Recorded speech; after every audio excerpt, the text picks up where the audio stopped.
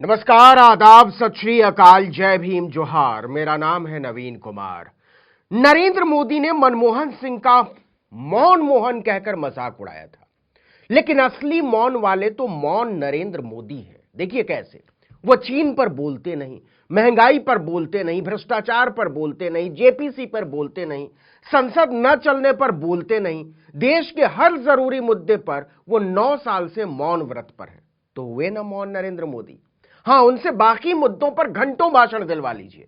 अपनी हर नाकामी के लिए विपक्ष को कोसना हो, नेहरू को बुरा भला कहना हो, गांधी परिवार की वल्दियत पर सवाल उठाना हो, दीदी ओ दीदी करवाना हो, किसी औरत को 50 करोड़ की गर्लफ्रेंड बुलवाना हो, ये सारे काम वो बहुत सधे हुए अंदाज में करते हैं, इसमें कोई शक नहीं।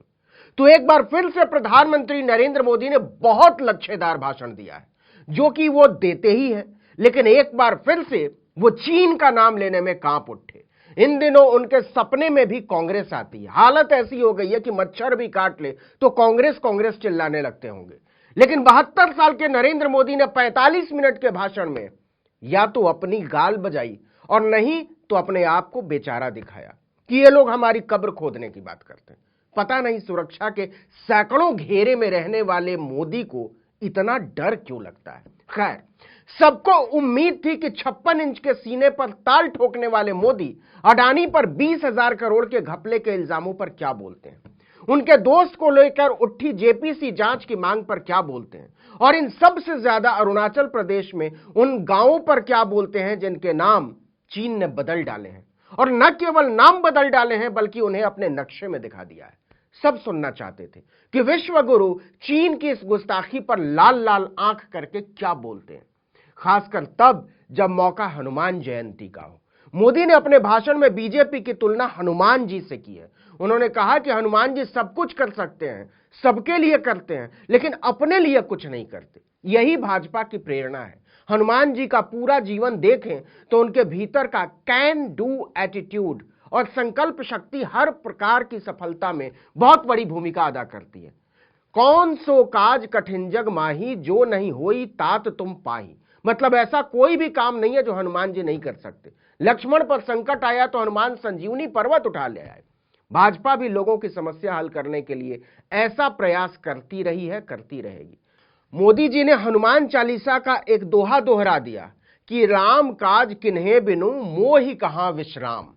मोदी जी कह रहे हैं कि हनुमान जी मूर्छित लक्ष्मण को जिंदा करने के लिए संजीवनी पर्वत ही उठा लाए।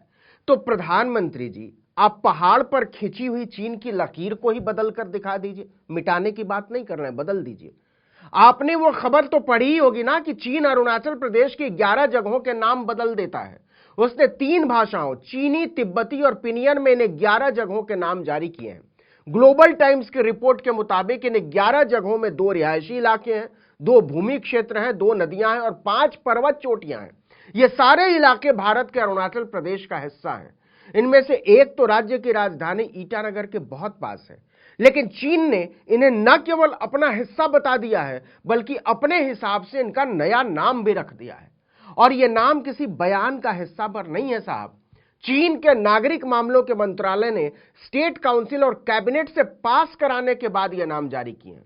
वह अरुणाचल प्रदेश को तिब्बत का दक्षिणी भाग जंगनान बताता है। लेकिन क्या मजाल कि मोदी जी ने चीन को लाल लाल आंख दिखाई हो। क्यों नहीं करते? आपको बता दें कि भारत के इलाकों का यह नामकरण संस्कार चीन ने कोई पहली बार नहीं किया। यह तीसरी लिस्ट थी। 6 जगहों की पहली लिस्ट उसने 21 अप्रैल 2017 को जारी की थी, मतलब मोदी जी के सत्ता में आने के 3 साल बाद, जब मोदी जी शी जिनपिंग को अहमदाबाद में झूला झुला चुके थे। इसके पहले उसने ऐसी गुस्ताखी कभी नहीं की थी। लेकिन मोदी की लाल लाल आंखें उस समय भी झुकी रही थीं। चीन की हिम्मत इतनी बढ़ गई थी कि तिब्बती धर्मगुरु दलाई लामा की अरुणाचल यात्रा के फौरन बाद उसने यह कदम उठाया था। इसके बाद उसने 30 दिसंबर 2021 को 15 और जगहों के नाम बदले। फिर 3 अप्रैल 2023 को 11 जगहों के नाम बदले। आपको बता दें कि चीन के साथ भारत की लगभग 3,500 किलोमीटर की सीमा लगती है। इसमें अरुणाचल और सिक्किम के साथ 1,346 किलोमीटर, लद्दाख के साथ सबसे ज्यादा 1597 किलोमीटर और उत्तराखंड के साथ 545 किलोमीटर की सीमा लगती है। चीन अरुणाचल प्रदेश के 90,000 वर्ग किलोमीटर और लद्दाख के लगभग 38,000 वर्ग किलोमीटर हिस्से पर अपना कब्जा जमाए बैठा है। चीन का कहना है कि वो 1914 में शिमला समझौते के तहत खींची गई मैकमोहन लाइन को नहीं मानता। वो कहता है कि तिब्बत उसका है और पूरा अरुणाचल प्रदेश दक्षिणी तिब्बत का हिस्सा है और तिब्बत पर चूंकि उसका कब्जा है इसलिए अरुणाचल भी उसका हो गया। अब फिर से आइए नरेंद्र मोदी के भाषण पर। तो बीजेपी की सारी बहादुरी भारत के गरीब मुसलमानों पर चलती है, मुगल इतिहास की किताबों पर चलती है, धार्मिक स्वतंत्रता और सामाजिक बंधुत्व पर चलती है। चीन के नाम से ही मोदी जी का गला सूख जाता है। आपको याद होगा 15 जून 2020 की रात गलवान घाटी में चीन के साथ एक हिंसक झड़प में भारत के 20 जवान शहीद हो गए थे। इसके 2 दिन बाद प्रधानमंत्री ने चीन को क्लीन चिट देते हुए कहा था कि न कोई हमारी सीमा में घुसा है, न ही पोस्ट किसी के कब्जे में। खुद रक्षा मंत्री ने अपने बयान से मोदी के बयान को झूठ का पुलिंदा साबित कर दिया था। 11 फरवरी 2021 को राजनाथ सिंह ने संसद में दिए बयान में कहा था कि चीन ने हमारी 90,000 वर्ग किलोमीटर जमीन पर अपना कब्जा जमा रखा है, जो 1962 की लड़ाई के बाद केवल 38,000 वर्ग किलोमीटर थी। सबको उम्मीद थी कि धारा 370 खत्म करने, अयोध्या में बाबरी की जमीन पर राम मंदिर बनाने, सिलेंडर की कीमत 400 से 1200 रुपए पर पहुंचाने, पेट्रोल की कीमत 60 रुपए से 100 रुपए पर पहुंचाने और आटे की कीमत 24 रुपए से 40 रुपए पर पहुंचाने के बाद अब तो नरेंद्र मोदी को याद आएगा कि उनके महान नेतृत्व में चीन लगातार हमारी जमीन पर कब्जा करता जा रहा है। लेकिन ना, क्या मजाल कि उनके श्रीमुख से चीन का चौ भी निकल जाए। कांग्रेस अध्यक्ष मल्लिकार्जुन खड़गे ने साफ कहा कि गलवान के बाद मोदी जी द्वारा चीन को क्लीन चिट देने का नतीजा देश भुगत रहा है। वहीं राहुल गांधी ने कहा कि चीन के मामले पर प्रधानमंत्री की चुप्पी का कोई जवाब नहीं है। उन्होंने ट्वीट किया, 20,000 करोड़ अडानी की शेल कंपनियों में बेनामी पैसे किसके हैं? प्रधानमंत्री चुप, कोई जवाब नहीं।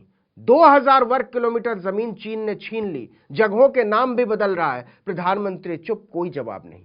प्रधानमंत्री जी आखिर इतना डर क्यों? जयराम रमेश ने भी कहा कि जून 2020 में प्रधानमंत्री मोदी ने चीन को जो क्लीन चिट दी थी और चीन के कदमों पर उन्होंने जो चुप्पी साध रखी है उसकी कीमत हम लगातार चुका रहे हैं। यह सब उस वक्त हो रहा है जब चीन के एक शीर्ष राजनयिक ने हाल ही में दावा किया था कि भारत चीन सीमा पर हालात स्थिर है।